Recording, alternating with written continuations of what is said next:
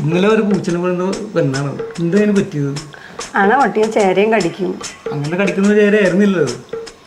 പിന്നെ പറഞ്ഞിട്ടല്ല നമ്മുടെ ഒരു വരുമ്പോട്ടുള്ള വന്നല്ല മരുമോളെ അത് വന്ന് കയറിയപ്പോൾ നമ്മുടെ പിടിവിട്ടതാണ്. ഇനി വേറെ വല്ല ട്രാക്ക് ഉണ്ടോ ഇറക്കാൻ? ഒരെണ്ണം കൂടി ഉണ്ട്, പക്ഷെ ഈ സിറ്റുവേഷനിൽ വേക്കുന്നതാണ്. അതെന്താ? അതാ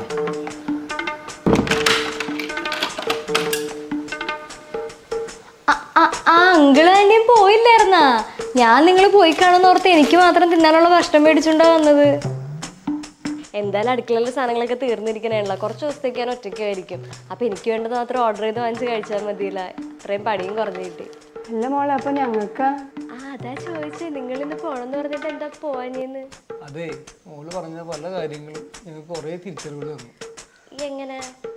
മോള് പറഞ്ഞില്ലേ കാരണന്മാരും കുറേ കാര്യങ്ങൾ അഡ്ജസ്റ്റ് ചെയ്യുന്നു, അത് ശരിയാണ്.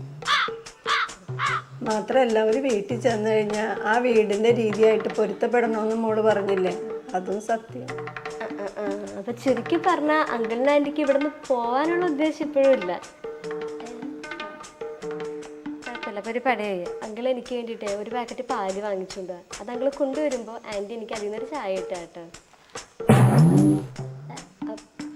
എന്തെങ്കിലും ബുദ്ധിമുട്ടുണ്ടോ?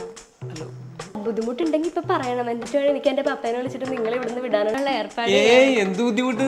ഇപ്പൊ തന്നെ പാല് മേടിച്ചിട്ട് വരും, ഒരു ഷർട്ടും എടുത്ത് കൊച്ചിന് ചായ വെച്ച് കൊടുത്തിട്ട് ബാക്കി പരിപാടികൾ.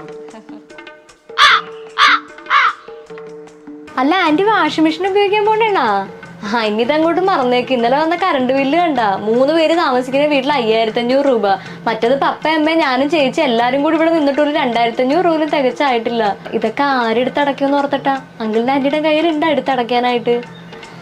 ഒരു പണിയേ, മേളില് ടെറസിൽ നല്ലൊരു കല്ലുണ്ട്, അവിടെ പോയി ആന്റി അലക്കിക്കോ.